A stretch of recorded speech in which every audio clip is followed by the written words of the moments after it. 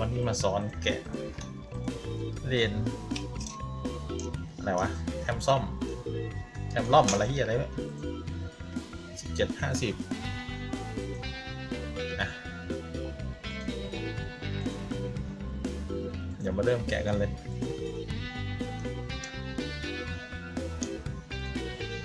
ขั้นแรกก็เนี่ย2ดูนะ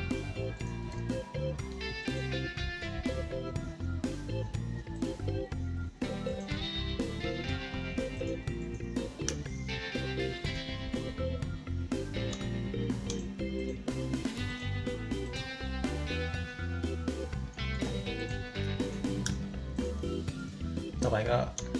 เนี่ย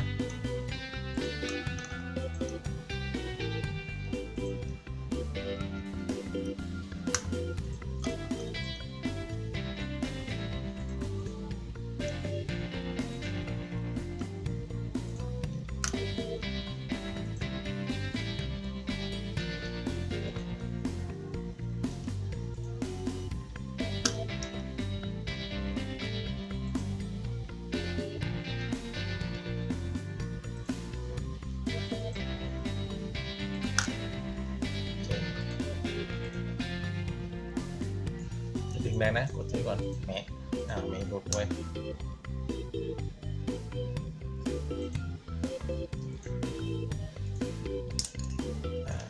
ตัว2ตัวไปละ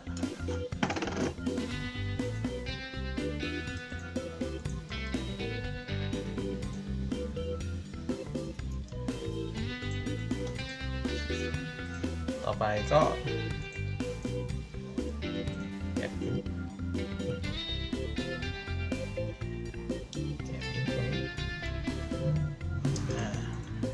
แล้วทีนี้ก็ต้องงัดหน่อย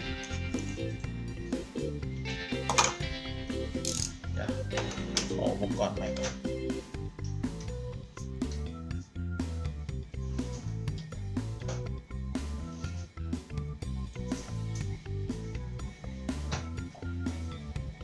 อาจจะไม่ค่อยชัดนะเพลงอาจจะดังไปหน่อยเก็บแล้วก็ค่อยดึงปิ้นออกมา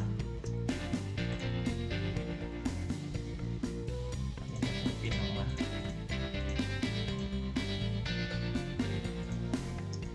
อันนี้ก็ดึงปิ้นออกมา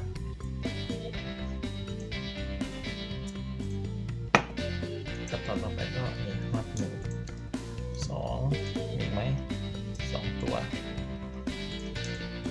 การซะ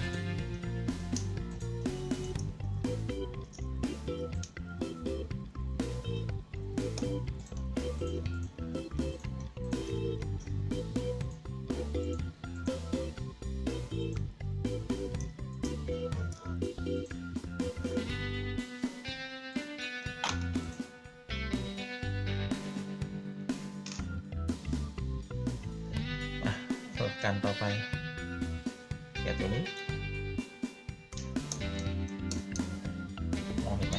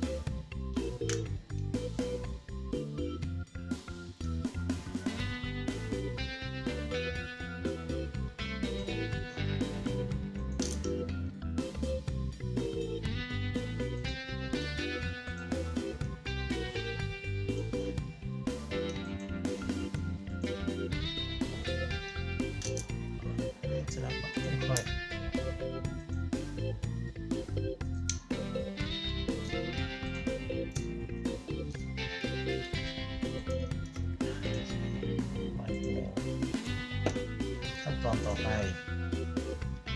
ตัวนี้นะเห็นไหมตัวนี้ตัวนี้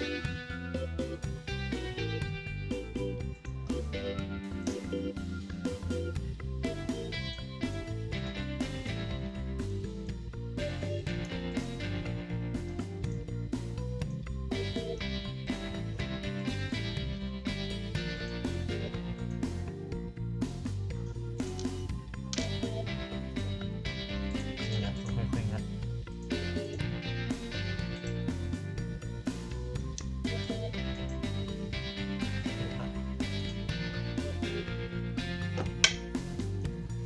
ขั้นตอนต่อไป1 2 3 4ตะกร้างซะ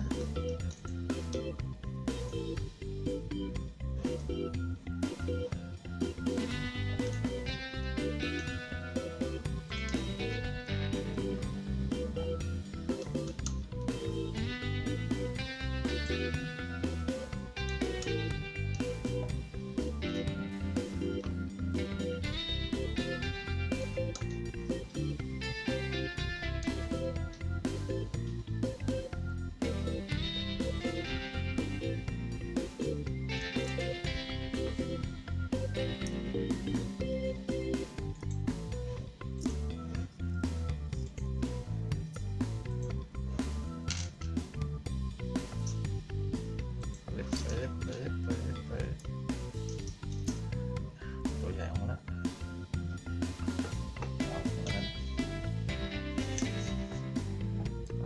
คราวนี้ต้องค่อยๆละอาจจะยากหน่อยนะต่อไปโซโล่เอาเนี่ยก่อนนี่นะ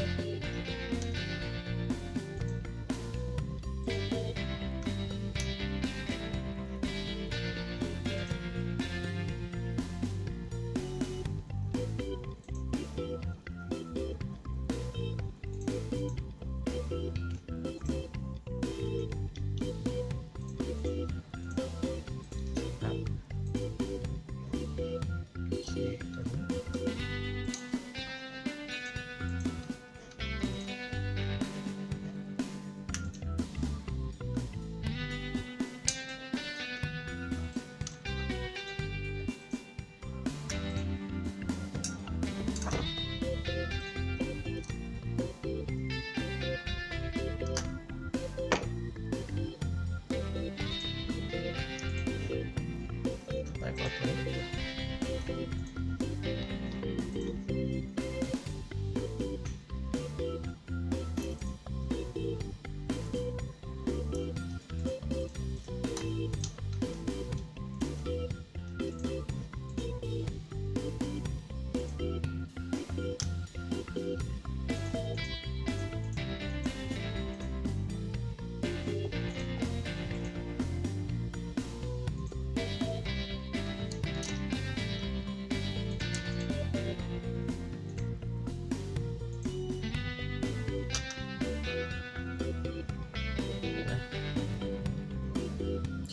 ตัวต่อไปต้องระวังนิดนึงตัวล็อก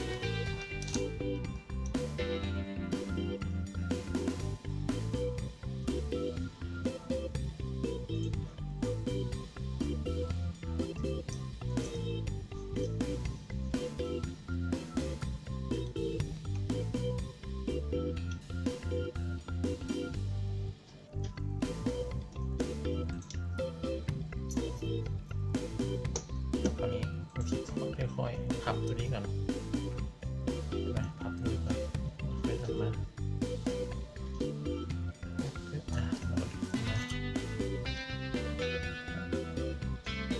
ที่สามแล้วคราวนี้มาดูจะเอาเลนออกมายังไงก็เลยล็อก1 2 3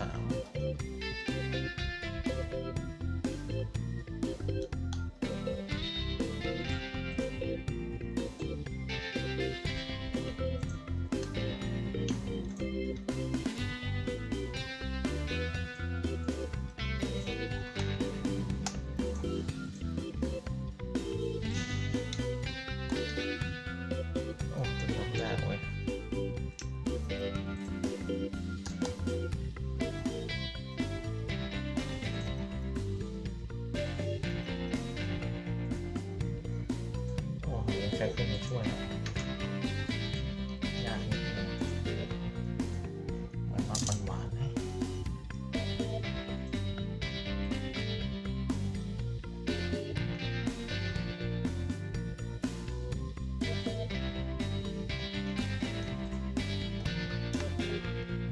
ตัว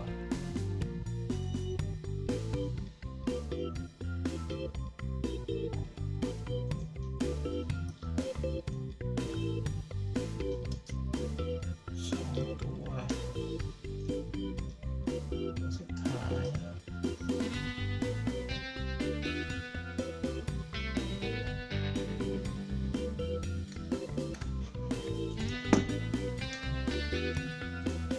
ยากมากเหมือนมันรวมๆไม่ใช่ต้องผมคืนไรที่กันยิ้ม